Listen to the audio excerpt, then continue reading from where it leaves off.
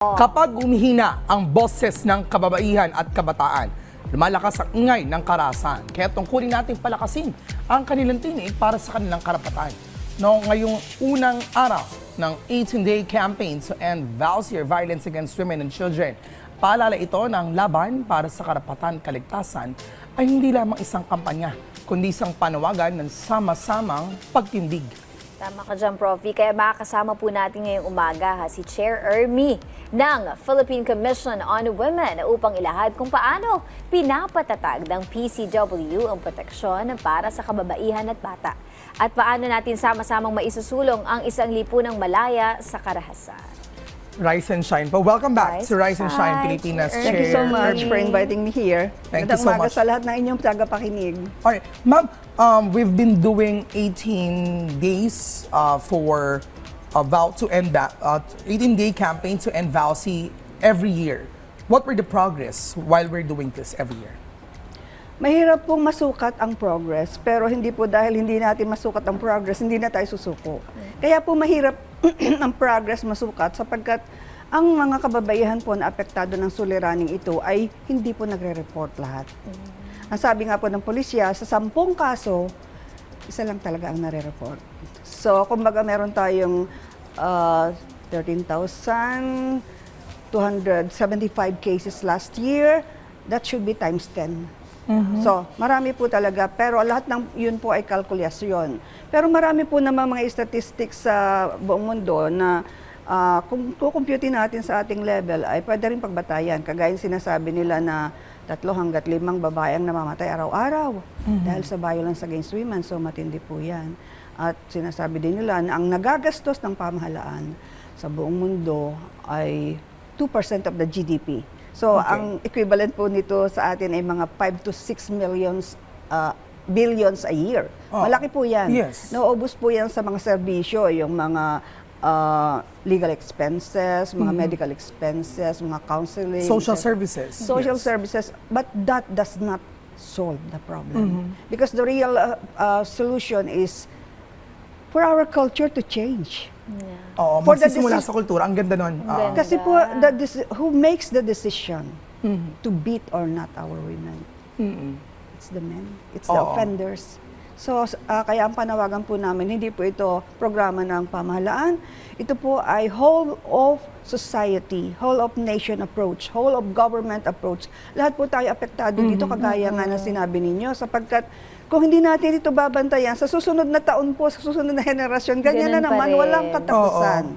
At ang sinasabi ko po sa ating mga kalalakihan, it was not the Filipino men who invented violence against women.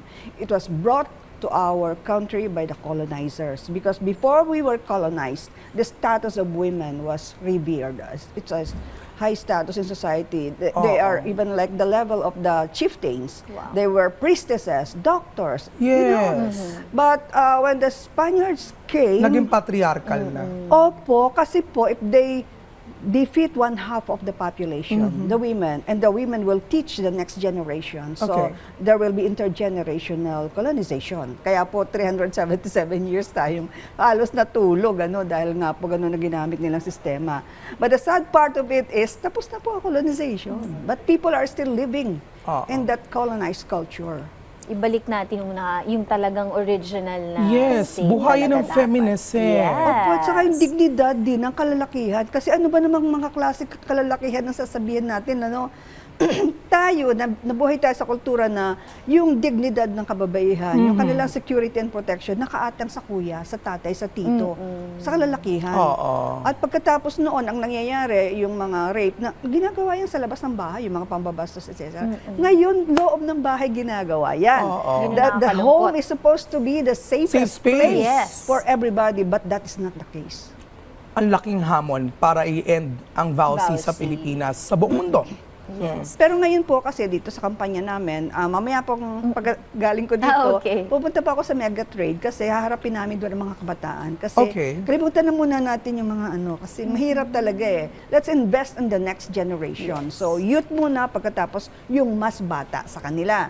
Pag-uusapan po natin, ano ba talaga nangyayari? Ano ba ang kaya ninyong gawin? At ano ba gusto natin gawin sa ating future? I would like to correct ourselves. This is 18-day campaign to end Vows. Yes. violence against women. Pero sa po namin yung gender-based children. gender-based Okay. violence. Yung But not the VAUC part, which the C part Oo. there is the child who's being used by the abuser Okay. against the woman, but not all children. Okay. Those who are being used as shields and blackmail. So we can coin as 18-day campaign to end VAUC. Yes. Pwede rin. That's Okay. still Ganun pa true. rin. Okay. Ayun, may mga panibago po bang mga programa o serbisyo, polisiya po ng PCW na nakatuon naman po sa pagtatanggol sa at proteksyon ng kababaihan at mga bata? Okay, para lang po mayroong konteksto, ang mandato po sa amin ay maging secretariat ng council. Okay. Ng VAUC Council. Kasi dapat po yan DSWD, pero pansamantala po nasa Philippine Commission on Women. Pero isa po yan sa mga amendment na aming isusulong sapagkat habang nasa amin po yun, mga contract of service po ang mga empleyado. Hindi kagaya ng pag napunta siya sa DSWD, pwedeng magkaroon ng mas matatag na support. So, ang aming pong mga programa ay hindi talagang aming programa. Suporta po sa mga programa ng mga gobyerno. For example, yung pong training ng mga BAUDES Okay. officers, tumutulong po kami na i-develop yung kanilang module para sa kanilang trainings. At yun pong yung mga counseling. Kasi Barangay level din to. yung training po, barangay Okay. level, these are being supported by the Philippine National Police, but in terms of content, Okay. we support the content. At monitoring din po. So, meron po silang mga data, Philippine National Police, pero marami din po kasi mga data na kailangan nating makuha. So, kami po, nagtatatag po din kami ng BAU Watch Group. This is an informal mechanism kasi hindi nga po nagre-report eh. So, meron po kaming mga tinutulungan na civil society organizations. Yun po ang aming mga Marites Brigade. Na sa halip na i-chismis ninyo, i-record nyo na lang, padala nyo sa amin. At saka magkaroon sila ng terms of reference na pag tumakbo sa'yo, huwag mong tanggihan. Because vow is a public crime. So, meron po tayong tinatawag na bystander, active bystander intervention or ABI. So, binubuo po namin yung protocol para hindi naman kayo mapahamak pag nakita ninyong may bugbugan at basta na lang ba kayo sasali dyan. We are formulating the protocols and we will include it in Usapang Lalaki kasi marami po kaming mga networks din ng kalalakihan na tumutulong din po sa advocacy. Men talk to men. They have to talk to men. Men do not listen to women, but men listen to authorities. So. Okay, you're the secretariat when it comes to issues like this para ma-address ito. We want to know what were the, what do you call this, yung mga pwedeng gawin, ano yung naging assessment ninyo based on data, based on the different stories of the different women who are experiencing abuse, violence. What are the measures na pwedeng gawin ng government?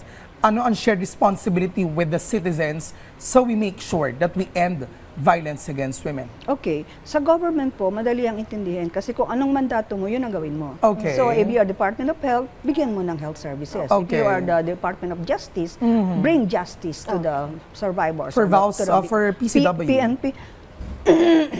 For PCW po, wala po kasi kaming implementing mandate, but we are engaged in advocacy and information. Pero you give advice, you give like suggestions based on the data you've ano. Of course. Okay, So, meron po akong gusto talakayin dito, yung po tinatawag ko na 6 na L.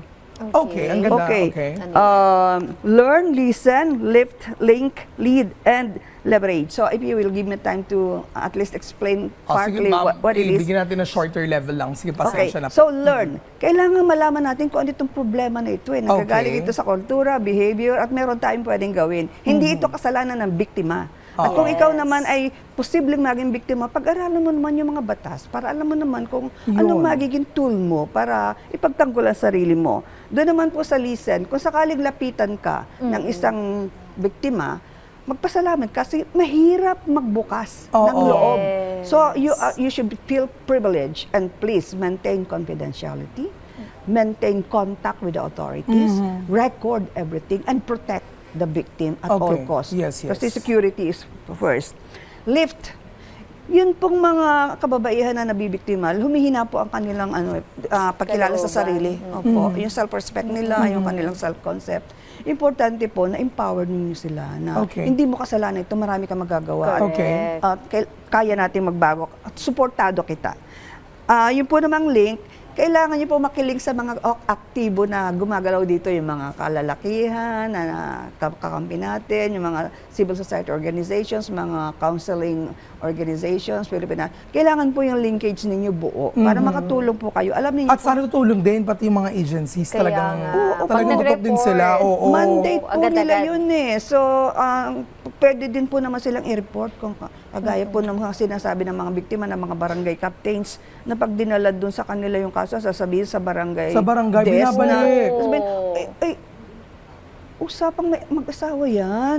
Laging Magkasundo na ganon. kayo. Bawal po yan. Kasi ganun ba dapat, ma'am? this is a criminal offense eh. Hindi pwedeng Hindi basta pwedeng lamang maging okay na agad. aregluhin. Tama Porket po yan. mag-asawa. Okay, so learn, listen, lift, link, lead. lead. Mamuno naman kayo, mga kabataan, mga kalalakihan. Yes. Yung mga kananayan din, huwag nating ubusin ng ating energy sa pangchichismis. Mamuno po tayo sa pagkakaroon ng isang sirkulo na pwedeng takbuhan ng kababaihan. At kuminsinte. Correct. Oo. At saka, mamuno po kayo na baguhin ang behavior ng mga bata. Bata pa lang, wala Yes. nang respeto sa kababaihan kasi kahit sa ina, minawalang galang. Huwag po ganyan. Kasi hindi ganyan ang Pilipino eh.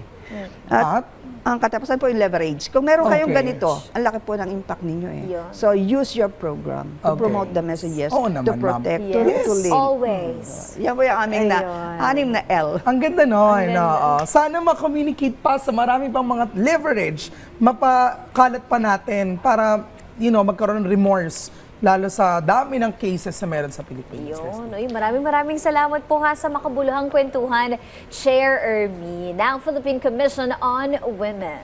Thank you so Thank much, you po. Chair. Maraming salamat sa inyong dalawa. Thank you so much.